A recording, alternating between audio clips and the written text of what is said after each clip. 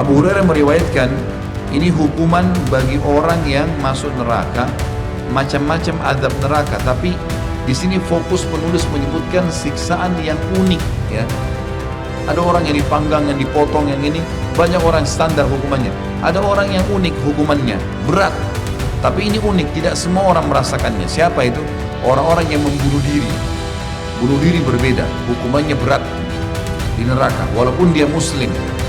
Di sini dikatakan siapa yang menjatuhkan dirinya dari gunung untuk membunuh dirinya, maka ia di neraka jahanam menjatuhkan dirinya ke dalamnya dalam keadaan kekal abadi di dalamnya selama-lamanya. Loncat dari gunung, Allah datangkan nanti tempat yang tinggi di neraka, dia terus itu kerjanya, lempar dirinya, hancur, diutuhkan lagi, naik lagi, begitu terus gitu kan siksaannya. Dan siapapun yang menegak atau meneguk racun untuk membunuh dirinya, maka racunnya di tangannya untuk diteguknya di neraka jahanam dalam keadaan kekal abadi di dalamnya selama-lamanya. Dia akan terus tersiksa. Azab-azab lain ada, tapi racun ini terus dia rasakan, terus dia rasakan. Yang ketiga, barang siapa yang membunuh dirinya dengan sepotong besi atau sepotong besi masuk dalamnya, menusuk masuk dalamnya, kalau kita sekarang mungkin menggantung diri dan seterusnya, maka benda yang dia gunakan, sepotong besi atau tali, berada di tangannya untuk ditusukkan ke perutnya di neraka jahanam dalam keadaan kekal abadi di dalamnya selama-lamanya. Hadis ini memberikan gambaran kepada kita siksaan ini berat bagi orang yang bunuh diri, maka berarti dia akan abadi di neraka. Dan pendapat ulama yang lebih kuat adalah selain orang kafir, orang munafik dan orang musyrik, ada juga orang yang membunuh orang beriman atau dia bunuh diri. Ini kemungkinan besar akan masuk dalam masalah ancaman ini. Ada sebagian ulama yang mengatakan yang dimaksud di sini kekal adalah orang-orang kafir yang bunuh diri. Orang kafir sudah kafir masuk neraka kan, plus lagi dia bunuh diri, begini siksaannya. Karena orang beriman kalau dia bunuh diri dia akan disiksa. Siksaan ini akan datang padanya, kata ulama, tapi masih ada hadis lain yang menjelaskan orang mukmin akan keluar dari neraka. Berarti ini yang lebih tepat kalau masalah kekal adalah orang-orang kafir yang kekal. Orang-orang mukmin kalau yang bunuh diri, orang muslim yang bunuh diri disiksa tetap, tapi dia akan keluar satu waktu. Begitu memahaminya. Kemudian hadis yang selanjutnya adalah hadis riwayat Imam Muslim. Ibnu Abbas radhiyallahu anhu meriwayatkan, aku mendengarkan Rasulullah SAW bersabda, kullu musawwirin finnar yaj'alu lahu bikulli suratin sawwarha nafsan fatu'adzibuhu fi jahannam. Termasuk siksaan yang unik selain orang bunuh diri adalah orang yang membuat patung dan lukisan. Kata Nabi SAW, setiap perupa yang membentuk patungnya atau lukisannya berbentuk manusia, hewan-hewan, ya. Kalau dia menggambarkan jin atau syaitan atau menggambarkan malaikat seperti laki-laki bersayap, bisa dia gambarkan malaikat. Ini kalau dia buat patung atau dia lukis, maka kata Nabi SAW, setiap perupa berada dalam neraka dan pada setiap gambar yang digambarnya atau diukirnya tadi diberi nyawa untuk menyiksanya di neraka jahanam. Ini yang dimaksud adalah lukisan atau patung yang dipahat. Kalau foto tidak masuk dalam hadis ini. Seperti Syekh Utsaimin rahimahullah mengatakan, foto itu seperti orang lihat dirinya di kaca, terpantul sama. Beda dengan pahat dan lukisan, gitu kan? Maka tidak masuk. Tapi dia berdosa kalau dia menyalahgunakan foto itu, misal diperlihatkan kepada orang yang bukan mahram, itu dosa sendiri. Gitu kan? Atau dia memajang di rumahnya, tidak masuk malaikat, iya. Tapi tidak masuk dalam ancaman ini kecuali memang pelukis atau orang yang memahat. Hadis yang terakhir adalah hadis yang diriwayatkan oleh Imam Bukhari dan Imam Muslim. Kata Nabi Al-Ahnaf bin Qais radhiyallahu anhu menceritakan, aku duduk bersama sekelompok orang dari Quraisy. Lalu seseorang yang rambut, pakaian dan penampilannya kusut datang hingga berdiri di hadapan mereka lalu mengucapkan salam. Ketika ia mengatakan, berikan ancaman kepada para penimbun harta dengan batu yang dipanaskan dengan neraka jahanam. Kemudian diletakkan di atas puting buah dada salah seorang dari kalian hingga keluar dari tulang lunak pada ujung punuknya atau punduknya, dan diletakkan di atas tulang lunak pada ujung punduknya hingga keluar dari puting buah dadahnya. Jadi ada orang nanti disiksa dengan cara seperti ini, orang yang menumpuk-numpuk hartanya, ditaruh batu yang panas ditaruh di putingnya sehingga tembus ke belakangnya, dari belakangnya ditaruh sehingga bisa tembus ke putingnya setelah diutuhkan kembali. Laki-laki dan perempuan sama, dan diletakkan di atas tulang lunak pada ujung punduknya hingga keluar dari puting buah dadahnya. Ia gemetar ketika berpaling lalu duduk bersandar pada tiang. Maksudnya orang yang menyampaikan riwayat ini gemetar sudah menyampaikan riwayat ini dan bersandar pada sebuah tiang. Aku pun mengikutinya dan duduk di dekatnya sementara aku tidak tahu siapa dia. Lalu aku mengatakan kepadanya, aku tidak melihat mereka kecuali mereka tidak suka dengan apa yang Anda ucapkan. Ia mengatakan, jadi Ahnaf bin Qais berkata kepada orang ini, gitu kan? Sesungguhnya mereka tidak memahami sesuatu pun, mereka tidak paham apa-apa. Kekasihku mengatakan, aku bertanya. Jadi orang ini berkata, kekasihku mengatakan. Ahnaf bin Qais berkata, ya, siapa kekasih Anda? Dia menjawab, Nabi SAW. Ternyata ini seorang sahabat. Wahai Abu Dzar, jadi ini adalah Abu Dzar. Apakah kamu melihat seseorang? Aku pun melihat ke langit. Ternyata waktu siang sudah tidak tersisa lagi. Dan aku melihat Rasulullah SAW akan mengutusku untuk keperluannya. Maka aku mengatakan iya.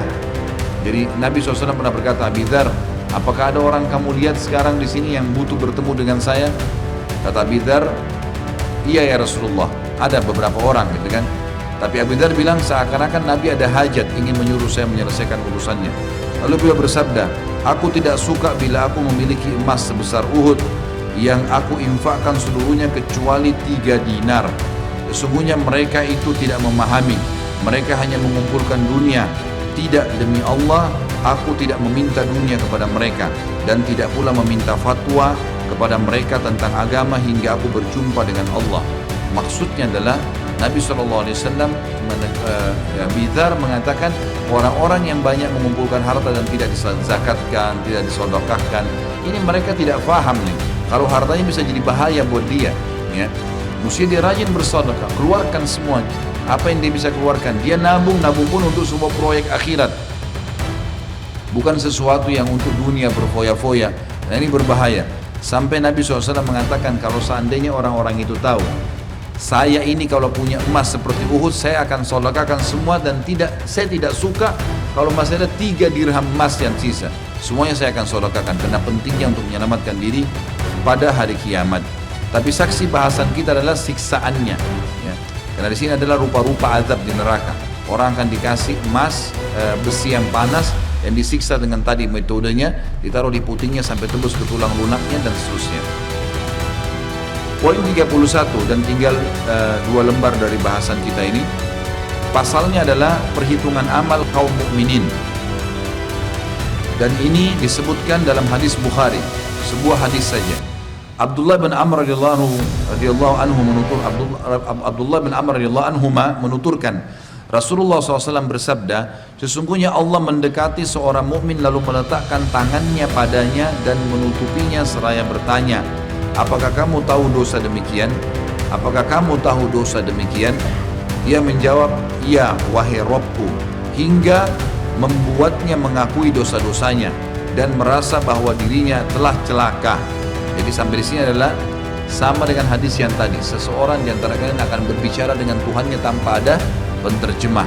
Dari hadis ini lebih jelas lagi kalau Allah akan mendekat dengan hambanya. Kasus masalah meletakkan tangannya padanya, kita imani seperti apa adanya. Ini penyampaian dari Nabi SAW dan termasuk penghormatan terhadap syariat dan penghormatan terhadap Nabi Muhammad SAW. Kita imani penyampaiannya. Bagaimana caranya tidak perlu kita tanya.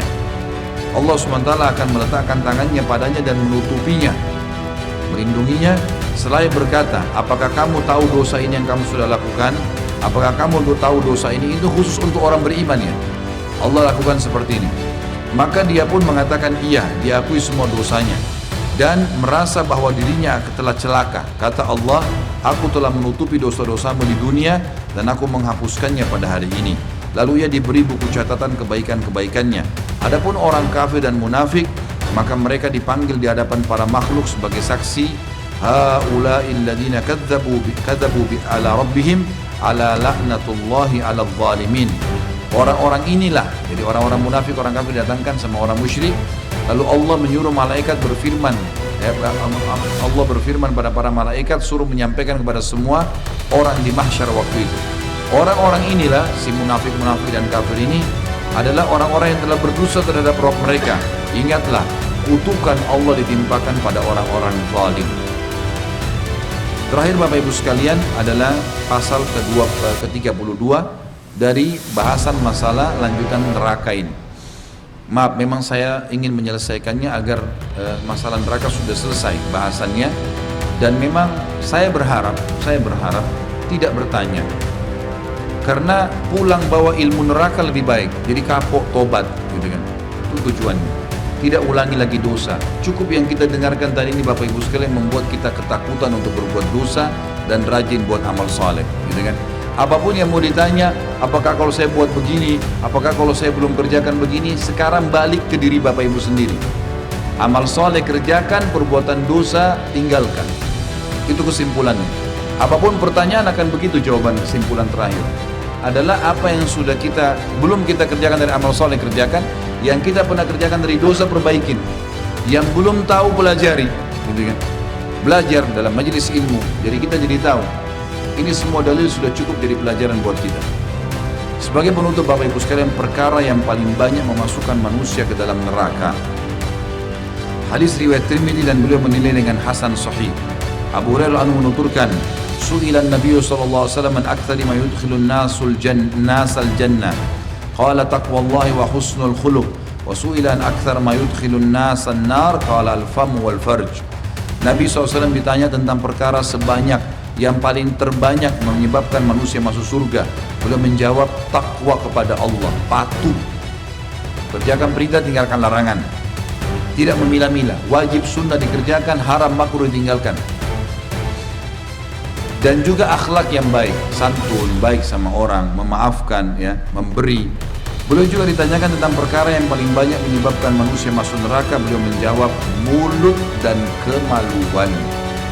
Ini dua hal yang dijaga. Dalam hadis riwayat Muslim, kata Nabi SAW, hadis ini riwayat Imam Ahmad kalau saya tidak salah. Semoga Allah maafkan kalau salah, tapi yang jelas Nabi SAW bersabda, hadis ini sahih, man dhamina li ma baina lihyai wa ma baina fakhidai dhamintu lahul jannah. Siapa yang menjamin untukku apa yang ada di antara dua pipinya, lisannya, dan apa yang berada di antara dua pahanya, aku akan menjamin baginya surga. Ini menjelaskan makna hadis tadi yang kita sebutkan. Kata beliau di sini sebagai penutup, siapa yang ingin selamat dari neraka, maka ia harus memelihara lisannya dan kemaluannya dari apa yang diharamkan oleh Allah. Ucapkan yang baik, hanya kabar orang, nasihati, ya, mengambil ilmu, zikir, Al-Quran, titik, jangan tambah lebih dari itu. Gak ada lagi gosip mulai hari ini, gak ada gunjing, gak ada fitnah, gak ada omongan kosong, cerita yang dikarang-karang, habis. Gak ada. Mulai hari ini, sedepan mau selamat, jaga lisan. Kemaluan tidak ada yang sentuh kecuali yang halal pasangan. Ini semua habis sudah ceritanya.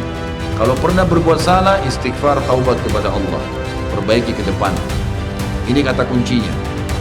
Demikianlah kata beliau, Maha suci Engkau ya Allah, serta segala puji untukmu, kami bersaksi bahwasanya tidak ada ilah yang berhak diibadahi kecuali Engkau. Kami mohon ampun dan bertobat kepadamu.